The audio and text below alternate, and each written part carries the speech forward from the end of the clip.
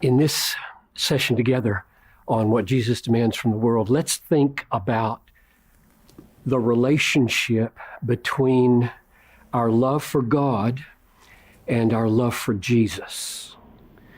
Those are two foundational demands in the Gospels.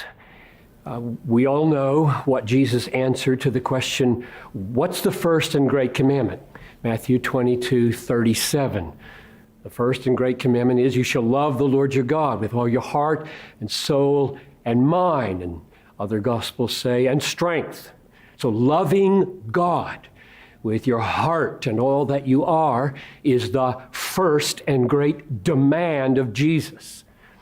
And then in Matthew 10:37, it's interesting how these verses are rememberable, 22:37, 10:37, whoever loves mother or father more than me is not worthy of me, Jesus says. Whoever loves son or daughter more than me is not worthy of me. So now you've got two powerful, deep, life-transforming commands. Love God the Father with all your heart, soul, mind, strength, and love Jesus more than you love children, more than you love parents, surely more than you love anything. And my question is, what shall we think about those loves? In fact, I have 4 questions. One would be, what's the relationship between them? Another would be, what's the nature of the love? Another would be, where does it come from? How do you get to be this way? And the last would be, how important is it? So let's take those one at a time. What's the relationship between loving God and loving Jesus? Now you may think, why is that a big deal? Well, maybe the reason it's on my front burner is because it is massively relevant for Muslim evangelism.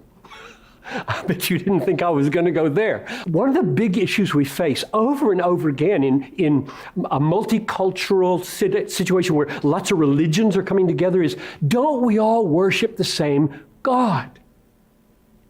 And you go through Jesus, I go through another prophet. So here's what Jesus says. John 8:42.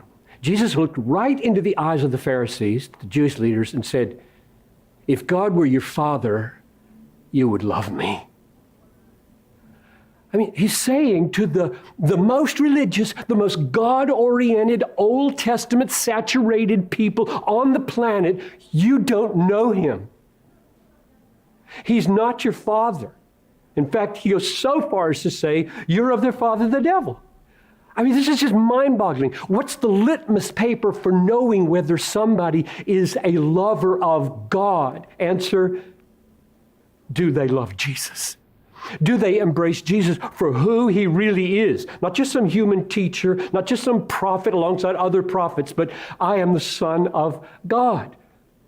John 5:42, there it is again. 8:42 and 5:42.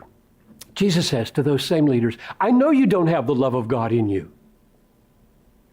I have come in my Father's name, and you don't receive me. You see the implication? You don't have the love of God in you. How do I know? You don't receive me. So here I am dealing with a Muslim person who says, I worship the true God just like you worship the true God. Jesus would say, you don't know the true God if you don't receive the Son of God. The answer to the first question, what's the relationship between loving God and loving Jesus? You can't have the one without the other. Loving Jesus is the test of whether you love God. Loving God is the test of whether you truly love Jesus. So here's the second question. What is the nature of this love? Now, here's what I have in mind.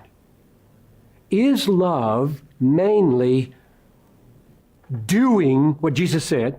So you love Jesus if you do what he said? Or is it deeper and have to do with the heart and the affections? He said, if you love mother or father more than me, You're not worthy of me. If you love son or daughter more than me, you're not worthy of me, which means he's thinking of the love of Jesus like the love of your children. They're your treasure. You would die for these children. They are precious to you. You won't sell them for billions and billions of dollars. Your children are your treasure.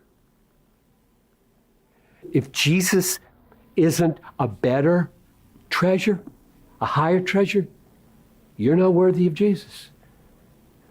I had a teacher in college who made me read a book called Situation Ethics. And in it, the argument was made, and every student seemed to be so wowed by this argument. Love cannot be an emotion or an affection because it's commanded, and you can't command the emotions. And I'm 20 years old, and I'm reading this thinking, that doesn't sound right to me. Well, it's not right, and the reason it's not right is because premise number one is false.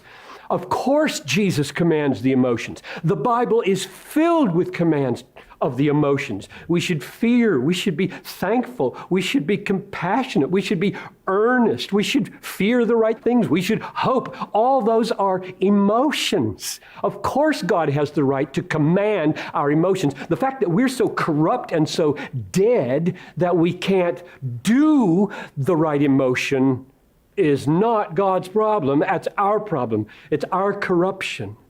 So the question is, isn't love for Jesus more than doing? And people will quote what? I think it's John 14:15, if I remember correctly. John 14:15, which says, if you love me, you will keep my commandments. And I've had so many people say to me, there, right there, it says so. If you love me, you'll keep my commandments. There it is. Love is obedience.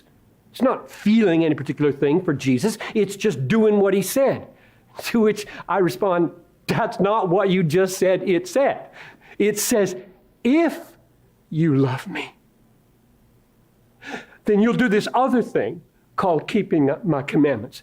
Loving Jesus is deep and foundational and transformative because you treasure him above all things. And then, because of that, you do all that he commanded. So my answer to the question, what's the nature of the love, is yes, of course it would include obedience, but it is not less than being transformed by a love of treasuring, admiring, delighting in, being satisfied by this most beautiful treasure of all, like Paul said in Philippians 3. I count everything as loss because of the surpassing value of knowing Jesus. Third question. Where does that come from? And let's just get one answer from Jesus. How do you get to this place? Remember the story in Luke 7 about the Pharisee who asked Jesus to come to dinner? And so here he is. He didn't wash Jesus' feet. He didn't kiss Jesus.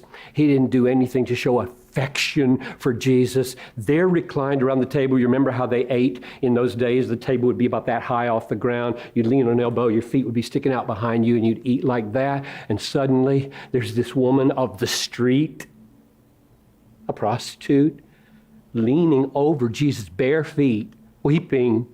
And the tears are falling on his dirty feet, and she's taking her hair and washing Jesus' feet. I mean, this is incredibly provocative. And the Pharisee is bent out of shape and says, if you knew what kind of woman that was, if you were a prophet, you'd know. And Jesus said, let me tell you a little story, Mr. Pharisee, Simon. A man had two debtors. One owed him $5,000, one owed him $5. He forgave them both. Which will love him more? And the Pharisee says, well, the one that he forgave more, I suppose. And Jesus said, that's right. When I came in here, you didn't kiss me. You didn't wash my feet. She, from the time I came in, has wept over my feet, washed them with her tears, wiped them with her hair, because she has been forgiven much. So where does it come from? What's your answer to that question? Where does it come from? It comes from being stunned by being loved by God, right? It comes from being overwhelmed by the person of Jesus dying on our behalf and rising again, though we have no merit at all in ourselves. When that grips you, then you will taste what it is to treasure Jesus and delight in Jesus and be satisfied in Jesus. Which leads to the last question. How important is that? And Jesus said, if you don't love me more than you love your parents, you're not worthy of me. If you don't love me more than you love your children, you're not worthy of me. What does it mean not to be worthy of him? It means you won't have him. If you don't love Jesus, you won't have Jesus. Paul put it just as starkly as possible in 1 Corinthians 16:22. He who does not love the Lord, let him be accursed. Christianity, what Jesus demands from us, is not most deeply and most fundamentally decisions of the will. That's later. Deeply and most fundamentally is this new birth, deep, profound transformation of what we treasure, what we love. And if it isn't Jesus, then we're not worthy of Jesus. And being worthy of Jesus doesn't mean deserving Jesus. It means being suitable to be in his presence. When he's your supreme treasure, that's where you belong.